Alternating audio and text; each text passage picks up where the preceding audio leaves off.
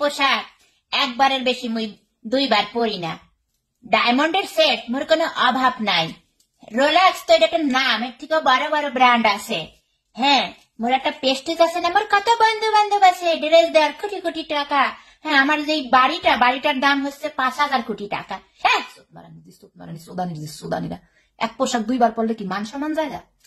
সুদনিরা চামড়া ব্যবসায়ীরা লাগালাগি করে চামড়া ব্যবসা কইরা আবার ক্যামেরার সামনে ফুডানি সুদাও।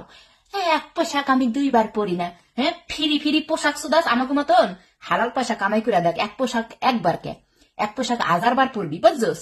যারা আমরা রক্তে খাইটা কাম কাজ করে হালাল পয়সা কামাই, হ্যাঁ এক পোশাক হ্যাঁ একবার কে আমরা 1000 বার পরি। কারণ আমরা আমাকে কি জানোস, আমরা হলো সহি পয়সা কামাই, রক্ত পানি করা, মাথার ঘাম।